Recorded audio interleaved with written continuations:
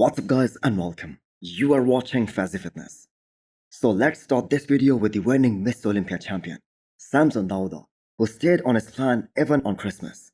Because he is the first reigning Miss Olympia champion and a defending Miss Olympia champion in a long time, who dared to enter this upcoming Arnold. And that, if I'm not mistaken, is the only man after Ronnie Coleman who did that. Now, Andrew Jack and Derek Linsford, they will not make it easy for Samson to win this title. So he knows he needs to bring his A game. He needs to be at his 100%, just like he was at the Olympia this year. Although it was the best look from Samson Dauda, it was his all-time best. But this is Samson we are talking about. He is one of those guys who improves so much from one show to the next one. Hey guys, how's it going? How's it going? Yes, Christmas leg session. Yeah, still on prep. Still less than, I think about 9 weeks now from the Arnold, so training is the priority, man. So we're gonna get our sessions in, get our leg sessions done. Let's do it. So he can definitely be more ripped and more dry, and he can maybe bring a bear back. And if he is able to beat his Olympia package at this upcoming Arnold, he will surely be one of a kind.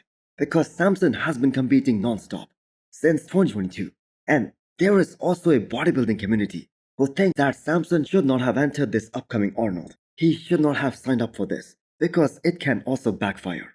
But the thing is, you have got to understand, there are only a few years in which a pro bodybuilder peaks 100%. And those are the years when there is an opportunity to make the most out of it in terms of business, prize money, and establishing yourself. So $500,000, that is a lot of prize money. And on top of that, this isn't just about the money for Samson. I mean, the man jumped into France Pro just 2 weeks prior to the Olympia this year, which nobody expected and nobody does, which was a proof that the man just loves to compete. Now he has continued to improve in the last 3 shows that he did, and they were last year, the Arnold Ohio, to Arnold UK, to France, and finally to the Olympia. So if this trend continues, he is certainly gonna be the favorite to win his second Arnold title in March. Next up, we have an update from the Persian Wolf, Hadi Chupan, who just announced that it is time to start a proper off-season and is back to lifting those monstrous amount of weights in the gym.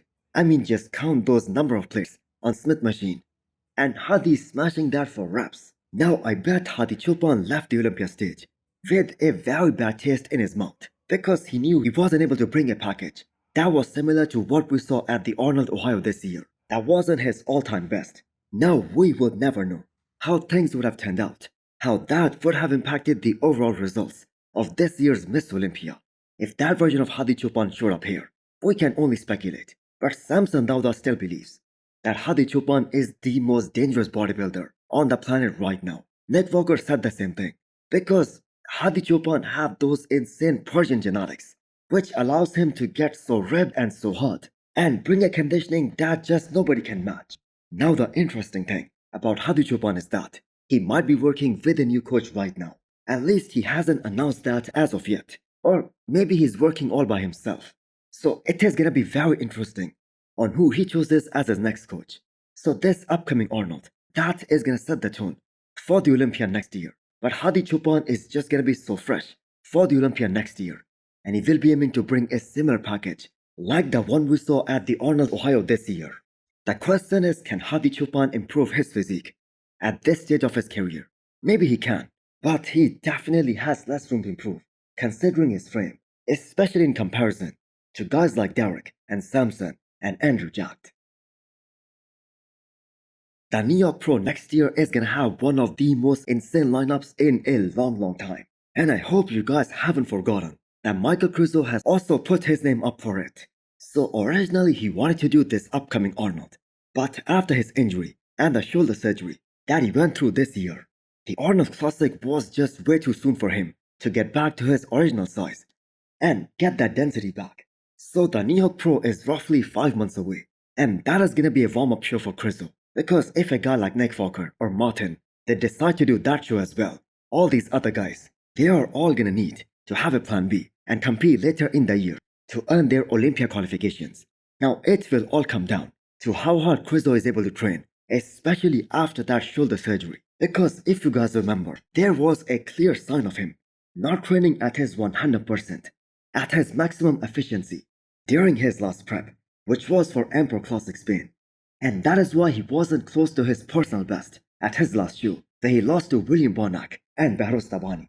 And if you guys remember, Krizo was actually the favorite going into that show, despite the fact that we had guys like William Bonac and Behrouz Tabani in that lineup. Jak si teraz v porovnaní s tým, čo si bol pred zranením?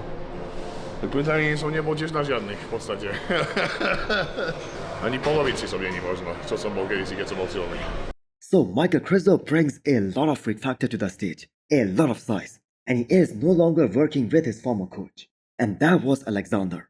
And he truly needs a world-class coach, a world-class trainer, maybe someone like Chris Cormier, who can help him attain more back width.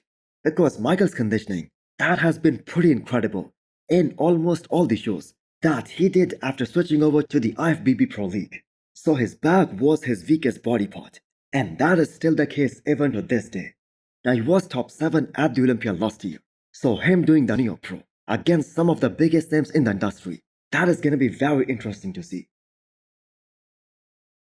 Next up, we have an update from Andrew Jack, who is all logged in for his second Arnold competition.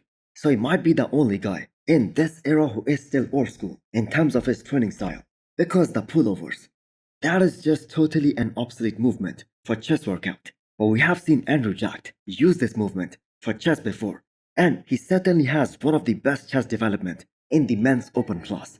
And actually that is one of the exercises that I personally love to do. So coming back to Andrew, is there anyone out there in the men's open class or in the entire pro league who has those kind of lower chest striations during the front lat spread like the ones Andrew has? I think there is just one and only, and that is a trademark of Andrew Jack. So there is obviously some size gap between Andrew and Samson, especially in the side shots. But him and his team, they were just so damn confident that they're going to be fighting for the Olympia title or for a higher spot this year instead of top 5. And there is every possible chance that Andrew is going to look far better at the Arnold this year compared to what we saw at the Olympia. So the predictions for this upcoming Arnold, they are already being made. And you are mostly going to see Andrew in 3rd place behind Samson and Derek. So for him to move up the ranks and potentially win his first ever Arnold, he's going to have to cause a big upset from here onwards. Some more training updates from GoodVito targeting his back, as this is gonna be the most important aspect for GoodVito in 2025. So Vito as of right now is 15 weeks out of his first show of the year, which is gonna be the Arnold Brazil, where he has a great shot at winning his first pro show and also securing his Olympia spot. And that isn't just based on the fact that there haven't been any big announcement made by any big names in the men's open that they're gonna be doing this upcoming Arnold. But the fact that GoodVito has such insane genetics, I believe he can create havoc against some of the best bodybuilders in the world. It's just a matter of time for GoodVito.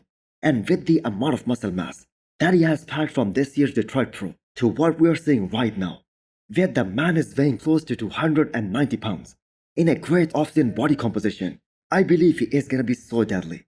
And his back looked way better than what we all expected at Detroit Pro and at his pro debut this year at Arnold Brazil.